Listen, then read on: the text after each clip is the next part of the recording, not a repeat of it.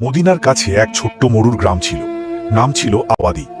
চারদিকে বালির ঢেউ, মাঝে মাঝে খেজুর গাছের সারি, আর সন্ধ্যায় পশ্চিম আকাশ যখন লাল হয়ে যেত তখন মনে হতো আল্লাহ নিজে হাতে এই দুনিয়াটা রং করেছেন। গ্রামের শেষ প্রান্তে একটি মাটির ঘর ছিল। দরজায় পুরনো কাঠ, দেওয়ালে কয়েক জায়গায় ফাটল, কিন্তু সেই ঘরের ভেতরে এমন একটি উষ্ণতা ছিল যা অনেক বড় বড় প্রাসাদেও পাওয়া যায় না।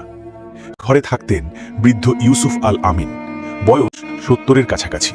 পিঠ কিছুটা বাঁকা হয়ে গেছে, হাত দুটো কঠোর পরিশ্রমের দাগে ভরা, কিন্তু তার চোখ দুটো ছিল গভীর ও শান্ত, যেন মরুভূমির নিচে লুকিয়ে থাকা পানির মতো। জীবনে অনেক ঝড় পার করেছেন, কিন্তু তার মুখ থেকে কখনো অভিযোগের একটি কথাও বের হয়নি। ইউসুফ আল আমিনের 2 ছেলে ছিল। বড় ছেলের নাম হানুন, বয়স 27, লম্বা চওড়া কাঁধ, দেখতে সুন্দর, কিন্তু তার হৃদয়ের ভেতরে সোনার মতো চকচকে একটি লোভ বাসা বেঁধেছিল। সে সবসময় মনে করত এই ছোট গ্রামে পড়ে থাকলে জীবনে কিছু হবে না। তার স্বপ্ন ছিল বড় শহরে যাওয়ার, বড় ব্যবসা করার, বড় বাড়িতে থাকার। ছোট ছেলের নাম ইয়াসির, বয়স 19, গায়ের রং তামাটে, মাথায় সাদা কাপড়ের পাগড়ি, পোশাক সাধারণ, কিন্তু যে কেউ তার চোখের দিকে তাকালে বুঝতে পারত এই ছেলের ভেতরে এক অদ্ভুত আছে, যে আলো বই করে পাওয়া যায় না, যে আলো শুধু নেক কাজ করলে হৃদয়ের ভেতরে জন্ম নেয়। ইয়াসির প্রতিদিন ভোরে উঠত, ফজরের আজান শোনার আগেই জেগে থাকত, অজু করে নামাজ পড়ত, তারপর দীর্ঘ সময় সিজদায় থাকত। কতক্ষণ থাকতো সে নিজেও জানত না। উঠত চোখ ভেজা, তারপর উটের পালের দেখাশোনা করতে বের হতো। বাজারে যাওয়ার পথে যদি কোনো বৃদ্ধকে মাথায় বোঝা বহন করতে দেখত, সে না কথা বলে যে সেই বোঝা কাঁধে তুলে নিত। কোনো ক্ষুধার্ত পথিক এলে নিজের রুটির ভাগ তাকে দিয়ে দিত। মসজিদের বৃদ্ধ ইমাম হাফিজ সুলাইমান প্রায়ই বলতেন, ইউসুফের ছোট ছেলেটি যেন মরুর মাঝে একটি ঝর্ণার মতো, যেখানে গেলেই মন ঠান্ডা হয়ে যায়। একদিন বিকেলবেলা ইউসুফ আল আমিন হঠাৎ ভীষণ অসুস্থ হয়ে পড়লেন।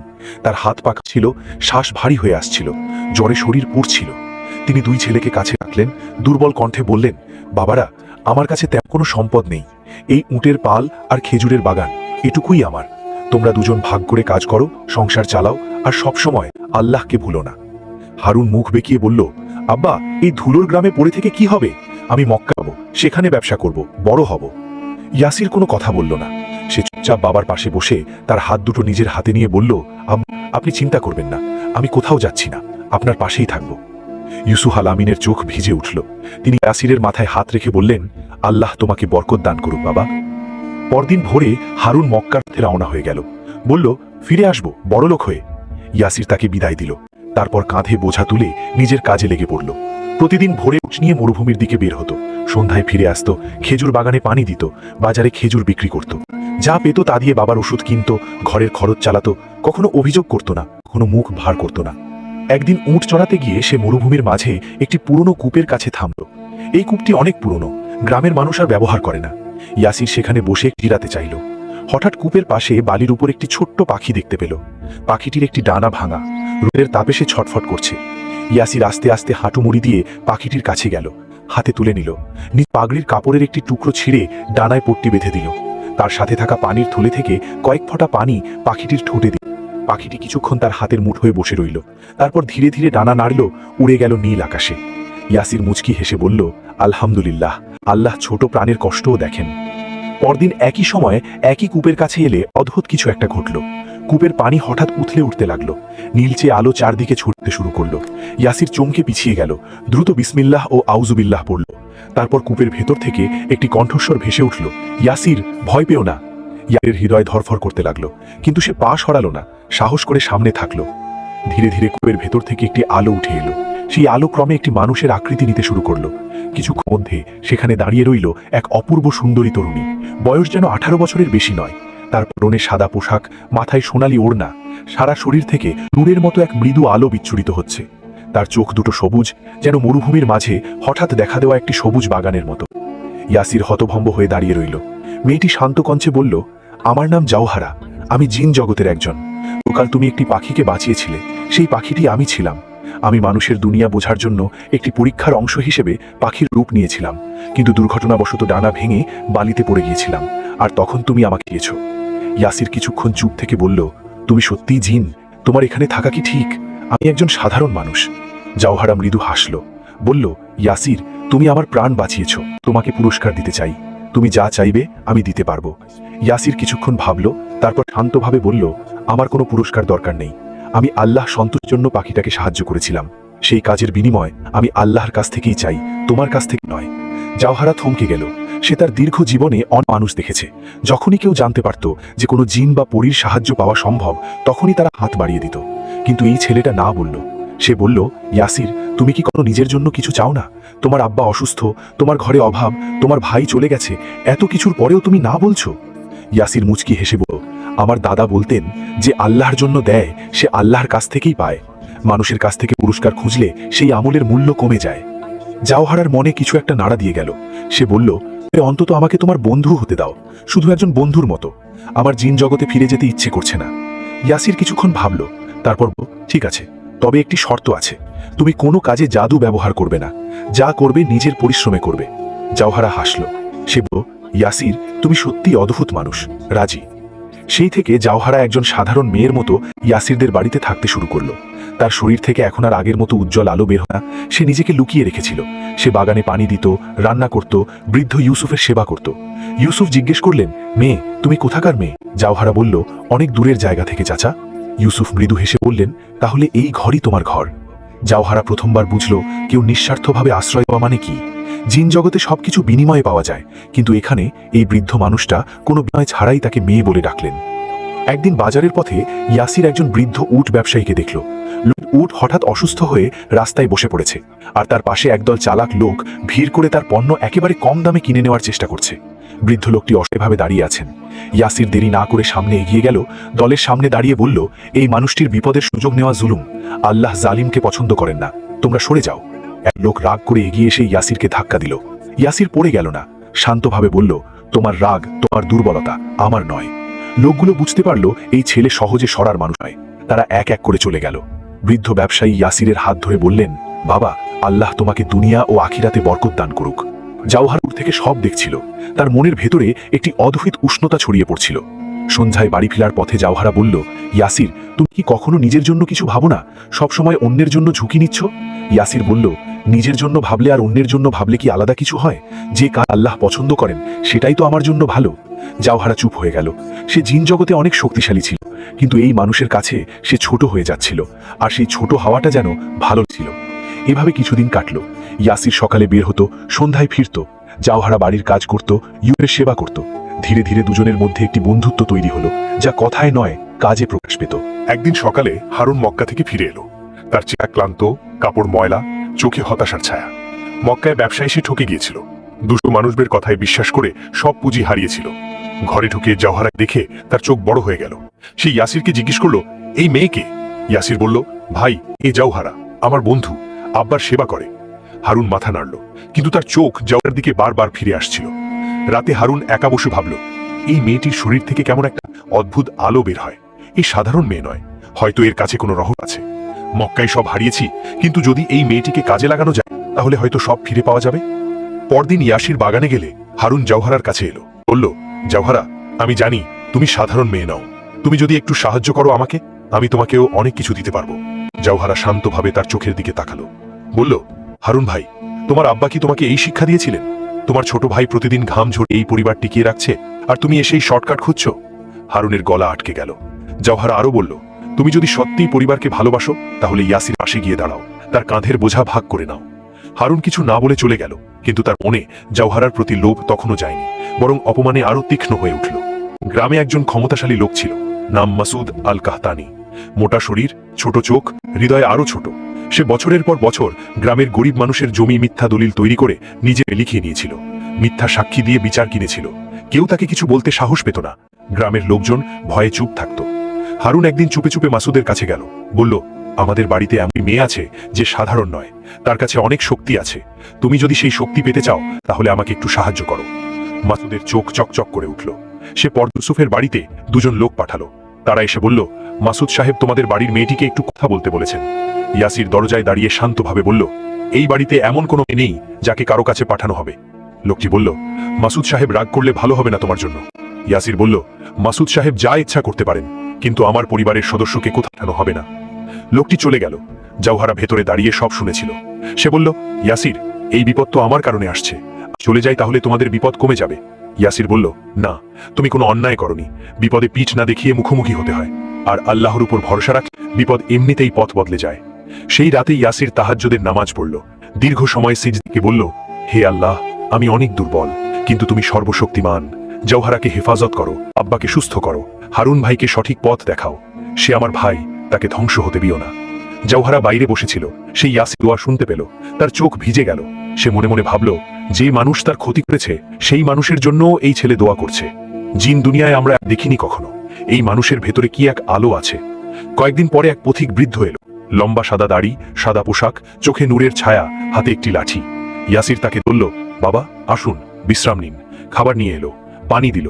ফকির বললেন, ইয়াসির, তুমি ক্ষুধার্ত মানুষকে কখনো ফিরিয়ে না, তোমার উপর আল্লাহর রহমত আছে।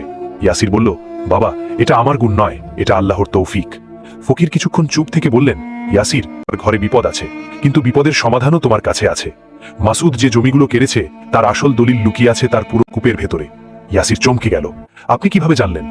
ফকির শুধু মুচকি হাসলেন, তারপর উঠে দাঁড়ালেন এবং যেন বাতাসে মিলিয়ে জওহারা সব শুনেছিল। সেই ইয়াসিরকে বলল, এই ফকির সাধারণ মানুষ ছিলেন না, আর তিনি যা বলেছেন তা সত্যি। মাসুদের বাড়ির পেছনে কি পুরনো কূপ আছে, আমি দেখেছি। ইয়াসির বলল, তাহলে সেই দলিল বের করতে হবে। হারুনও সেখানে ছিল। সে বলল, আমিও যাব। ইয়াসির দিকে তাকালো। হারুন বলল, ইয়াসির ভাই, আমি ভুল পথে ছিলাম, কিন্তু এখন সঠিক কাজ করতে চাই। ইয়াসির কিছু না বলে শুধু মাথা নাড়ল। রাত গভীর হলে তিনজন বেরিয়ে পড়ল। জওহারা সামনে থাকলো, কারণ অন্ধকারে তার দৃষ্টি অনেক তীক্ষ্ণ ছিল। মাসুদ বাড়ির পেছনে পৌঁছে দেখল কূপটি সেখানেই আছে। ইয়াসির দড়ি ধরে আস্তে আস্তে নিচে নামলো। ভেতরে ঠান্ডা, অন্ধকার। কূপে পানি নেই, পুরনো শুকনো কূপ। সে হাত বুলিয়ে পাথরের কাঁচ খুঁজতে লাগলো। অনেকক্ষণ পর একটি খাঁজ পেল। সেখানে একটি পুরনো চামড়ার থলি রাখা ছিল। সে থলিটা দড়িতে বেঁধে ওপরে পাঠালো। হারুন টেনে তুলল। হঠাৎ পাহারাদারের আওয়াজ ভেসে এলো। একটি মশাল জ্বলে উঠল। তিনজন দ্রুত সেখান থেকে দৌড় দিল। জওহারা পথ চিনত। সে সামনে থেকে দেখাচ্ছিল। ইয়াসির পেছন থেকে দুজনকে এগিয়ে নিয়ে যাচ্ছিল। পাহারাদারেরা পেছনে ছিল, কিন্তু ইয়াসির মরুভূমির পথ ভালো চিনত। একটি বালির টিলির আড়ালে তিনজন লুকিয়ে পড়ল। পাহারাদারেরা কাছে এলো, কিন্তু খুঁজে পেল না, চলে গেল। তিনজন দ্রুত বাড়ি ফিরে এলো। দরজা বন্ধ করে থলিটা খুলল। ভেতরে পাওয়া গেল অনেকগুলো পুরনো দলিল। গ্রামের বিভিন্ন পরিবারের নাম লেখা, জমির বিবরণ আছে, আর সেই সাথে প্রমাণ যে মাসুদ কিভাবে ভুয়া কাক তৈরি করে এই জমিগুলো নিজের নামে নিয়েছিল। ইয়াসির বলল, আলহামদুলিল্লাহ। হারুন বলল, এসব কাজীর কাছে পৌঁছে দিতে হবে। ইয়াসির বলল, হ্যাঁ, কাল সকালেই যাব।